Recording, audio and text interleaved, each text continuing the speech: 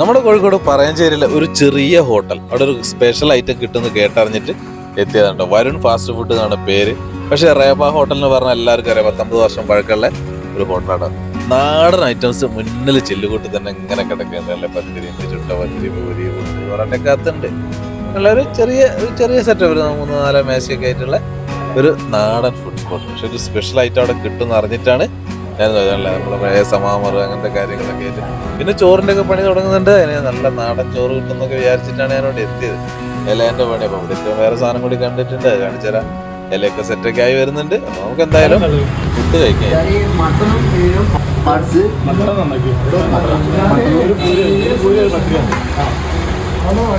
അപ്പൊ ഞാനൊരു പൂരി വാങ്ങിയിട്ട്, പിന്നെ നമ്മളെ പത്തിരി, നമ്മളെ വീട്ടിലൊക്കെ ചുട്ടെടുക്കുന്ന എള്ളൊക്കെ ഇട്ടിട്ടുള്ള ഒരു പത്തിരി, ആ ഒരു കനം തന്നെ നോക്കിയാട്ടെ, അതും വാങ്ങിയിട്ട്. ഇതിന്റെ കൂടെ ഒരു സ്പെഷ്യൽ കറി. അതെന്താ വെച്ചാൽ ഈ ഒരു കറി ഇത് കിട്ടുമെന്ന് പറഞ്ഞിട്ടാണ് ഞാനിവിടെ എത്തിയിട്ടോ. മട്ടൻ കറി നമ്മളെ കോഴിക്കോട് ഭാഗത്ത് അധികം ഒന്നും അങ്ങനെ കിട്ടാത്തൊരായിട്ടാണ്. അപ്പൊ കുറച്ച് പേര് ഇങ്ങനെ പറഞ്ഞിരുന്നു നല്ല മട്ടൻ കറി കിട്ടുന്ന സ്പോട്ടിട്ട് പോയി നോക്കിയത്.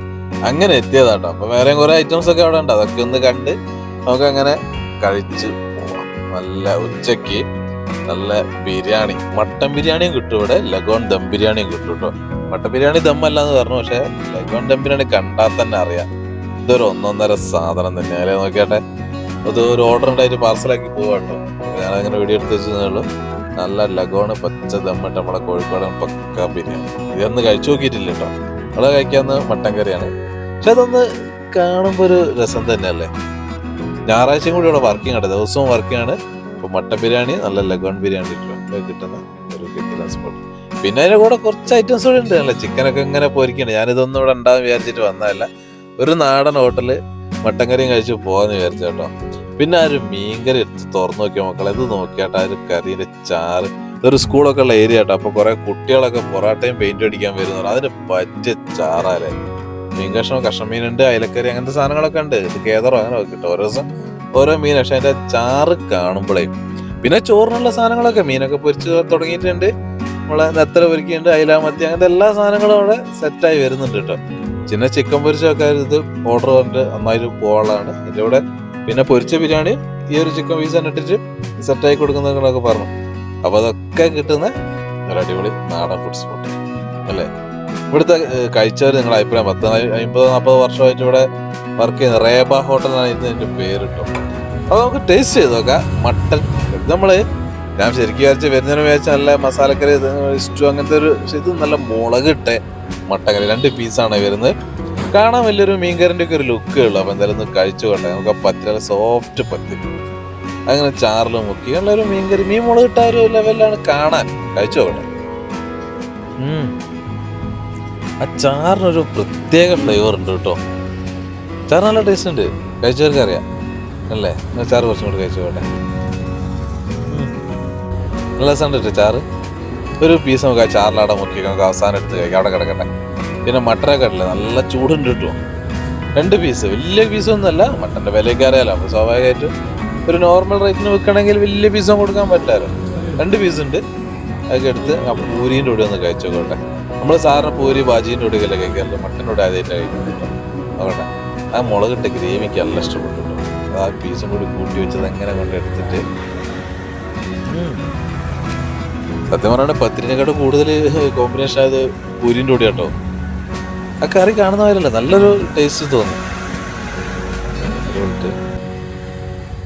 സാധനം സെറ്റാ. പിന്നെ 2 പീസ് ആകുമ്പല്ലേ, മട്ടനൊക്കെ ആകുമ്പോൾ കുറച്ച് എല്ലാം ഉണ്ടായാലും എല്ലുള്ള പീസ്, പ്രത്യേകിച്ച് വാരിലിൻ്റെ പീസില്ലേ, അതിങ്ങനെ എടുത്ത് നല്ല ചൂടായി പോയി എടുത്ത് കഴിക്കാൻ. നല്ല ചൂടോടുകൂടി ഇങ്ങനത്തെ മുളകിട്ട കറിയൊക്കെ കഴിക്കുമ്പോഴേ ഒരു പ്രത്യേക ടേസ്റ്റാണ്. അങ്ങനെ എടുത്ത്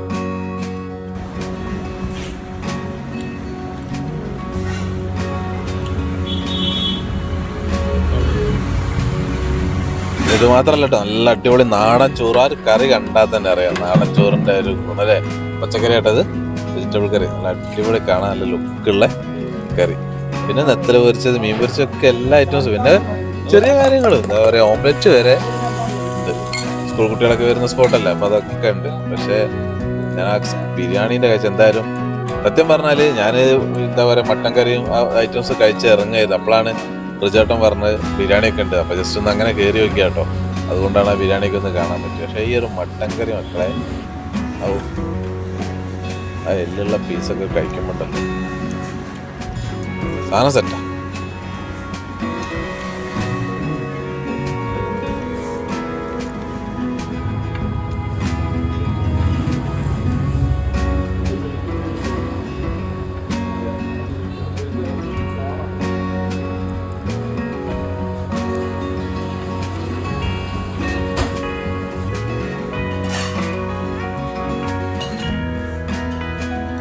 കറി കണ്ടപ്പോൾ ഞാൻ അത്ര ഒരു ടേസ്റ്റ് പ്രതീക്ഷയില്ലായിരുന്നു കേട്ടോ.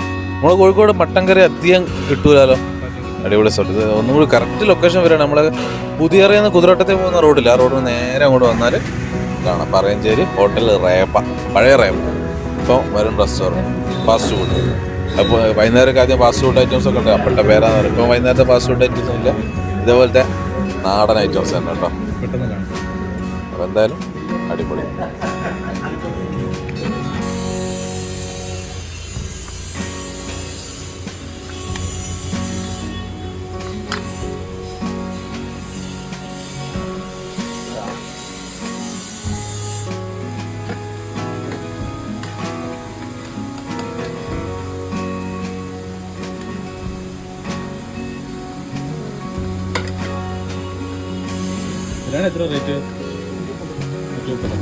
അപ്പൊ ഞാൻ നേരത്തെ പറഞ്ഞേ ഫുഡ് കഴിച്ചിറങ്ങുമ്പോഴാണ് ഇതൊക്കെ ഇവിടെ ഉണ്ട് എന്നുള്ള അറിഞ്ഞത്. അപ്പൊ അങ്ങനെ കഴിച്ചതിന് ശേഷമാണ് കിച്ചണിൽ കയറിയത്. അപ്പൊ ഇവരുടെ കഥയൊക്കെ പറഞ്ഞിരുന്നത് എൻ്റെ ഇടയ്ക്ക് ഒരു ഗ്ലാസ് പായസം റിച്ചേട്ട് എടുത്ത് തന്നു കേട്ടോ. അത് കുടിച്ചു നോക്കിയിട്ടുണ്ടല്ലോ, കിട്ടില്ല സാധനം. നമ്മൾ സദ്യക്ക് ഇതിപ്പോ ബിരിയാണീൻ്റെ കൂടെ ആരോ ഓർഡർ ചെയ്താണ് പായസം, അങ്ങനെ വന്നതാണ്. അതുകൊണ്ട് അതും കുടിച്ചു. അടിപൊളി പായസം കേട്ടോ മക്കളെ, നല്ല ടേസ്റ്റുള്ള സാധനം. അപ്പൊ എന്തായാലും ഇത്രയൊക്കെ ഉള്ളൂ. ഞാൻ ഇറങ്ങുമ്പോഴത്തേ നല്ല തിരക്കായിട്ട് ഉച്ചയ്ക്ക് എന്താ പറയാ ഊണിൻ്റെ ഒക്കെ ഒരു ടൈം വരുന്നുണ്ടല്ലോ. അതൊക്കെ അപ്പം നമ്മൾ ആദ്യം ഫുഡ് കഴിച്ചുകൊണ്ട് നമുക്ക് സ്വസ്ഥമായിട്ട് വീഡിയോ ഒക്കെ എടുക്കാൻ പറ്റിയിട്ടുണ്ട്.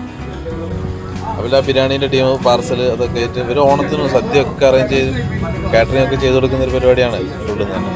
സംഭവം ചെറുതാണെങ്കിൽ അടിപൊളി. ഒരു പത്തിരിയും ഒരു മട്ടനും പിന്നെ ഒരു പൂരി 4 എത്ര 130